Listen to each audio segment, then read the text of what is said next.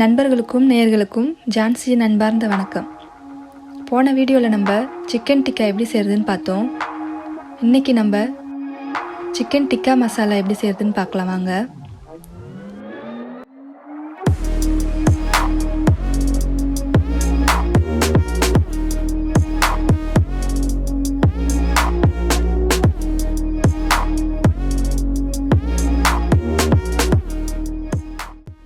அதுக்கு தேவையான பொருள் சிக்கன் டிக்கா ஏற்கனவே நான் செஞ்சது எடுத்து வச்சுருக்கேன். ஒரு வெங்காயம் இந்த மாதிரி அரைச்சி வச்சுருக்கேன். 2 தக்காளியும் அரைச்சி வச்சுருக்கேன்.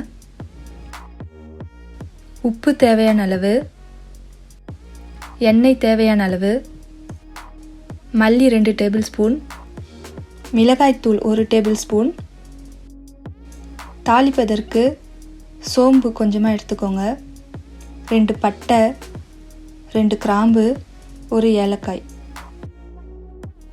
இப்போ ஒரு கடாயில் 3 டேபிள் ஸ்பூன் எண்ணெய் விட்டு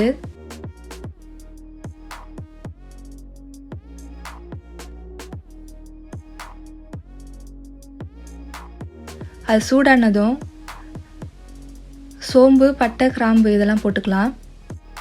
இப்போ அரைச்சி வச்ச வெங்காயத்தையும் சேர்த்து நல்லா வதக்கலாம். வெங்காயம் நல்லா பச்சை வாசனை போகும் வரை வதக்குங்க.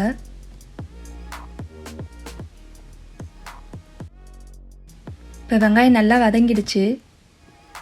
அரைச்சி வச்ச தக்காளியும் சேர்த்துக்கலாம்.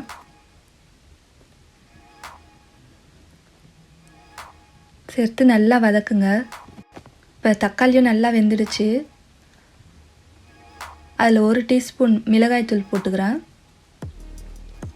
2 டீஸ்பூன் மல்லித்தூள், உப்பு தேவையான அளவு, இதையும் சேர்த்து நல்லா வதக்கலாம்.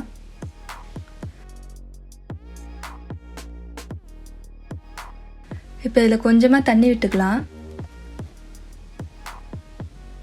தண்ணி விட்டுட்டு 2 டேபிள் ஸ்பூன் ஃப்ரெஷ் க்ரீம் போடுறேன். நான் உங்களுக்கு சொல்ல மறந்துட்டேன். உங்கள்கிட்ட ஃப்ரெஷ் க்ரீம் இல்லைன்னா 2 டேபிள் ஸ்பூன் துருவின தேங்காவும் 10 முந்திரி பருப்பும் போட்டு நல்லா பேஸ்ட் மாதிரி அரைச்சி இதில் சேர்த்திங்கன்னா ரொம்ப நல்லாயிருக்கும்.